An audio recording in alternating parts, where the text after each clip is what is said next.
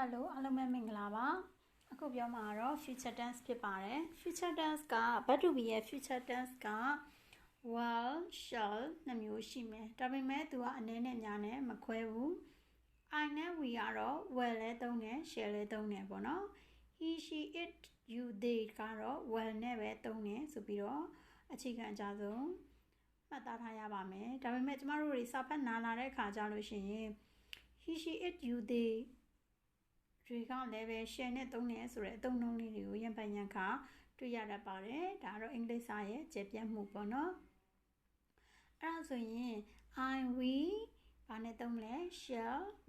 shall be will be I will be a teacher ငါကဆရာမတစ်ယောက်ဖြစ်လိမ့်မယ် I will be a doctor ငါကဆရာဝန်တစ်ယောက်ဖြစ်လိမ့်မယ်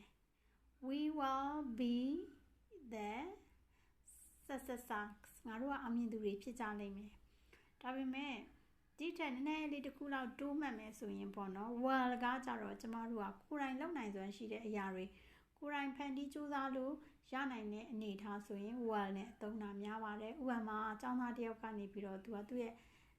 ambition ကိုရေးမယ်ပေါ့နော် ambition စာစုကိုရေးမယ်ဆိုပါစို့ I will be a teacher ကျွန်တော်ဆရာမတစ်ယောက်ဖြစ်လာလိမ့်မယ်ကျမဆရာမတစ်ယောက်ဖြစ်လာလိမ့်မယ်သူကိုယ်တိုင်စူးစမ်းလုပ်ကိုင်နိုင်သေးတဲ့အရာပေါ့သူကိုယ်တိုင်ဖန်တီးလို့ရတဲ့အရာစူးစမ်းဝင်ရှိတဲ့အရာစူးစမ်းပြီးတော့လုပ်ကိုင်နိုင်တဲ့အနာဂတ်ကို will နဲ့သုံးပါတယ် I will be an engineer ကျွန်တော်က engineer တစ်ယောက်ဖြစ်လာလိမ့်မယ် we will be the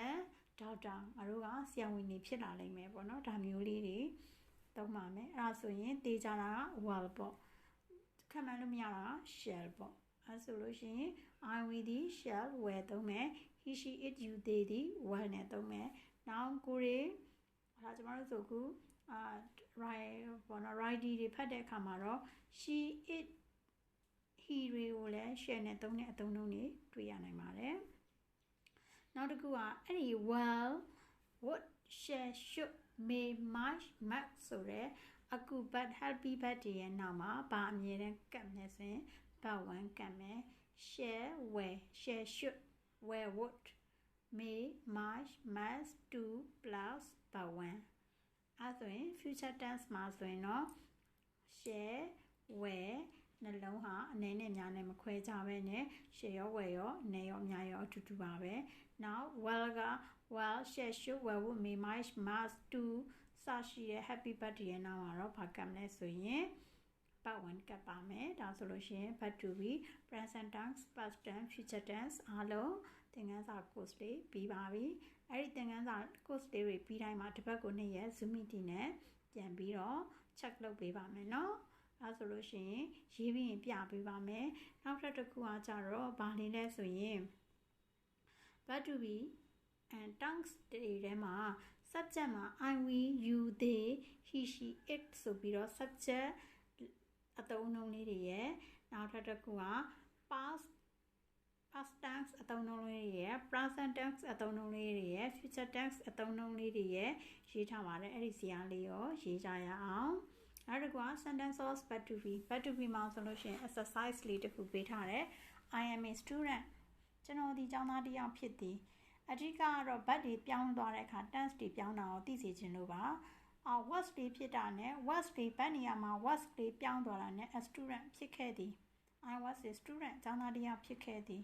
will be ဖြစ်သွားရင် I will be a student ကျောင်းသားတစ်ယောက်ဖြစ်လိမ့်မည် I am a student present tense လက်ရှိကာလပစ္စုပ္ပန်ကာလ was တွေပြောင်းသွားရင် past tense အတိတ်ကာလ will be နှစ်ခုback လေး happy back နဲ့ main back will be လေး was နေရာမှာ will be လေးပြောင်းသွားရင်ကျမတို့ future tense ဖြစ်သွားတာလေးကိုပါရေးထားပါမယ် okay အဲ့ဒါဆိုလို့ရှိရင်တော့ Verb To Be course လေးကိုတည်တည်ကြကြလေးနားလည်ပြီလို့လက်ခံပါတယ်လက်ခံလိုက်မယ်ပေါ့နော်အချက်ရေးထားပြီးရင်ပြန်ပြပေးပါ sentence တွေလည်းရေးထားပါနော်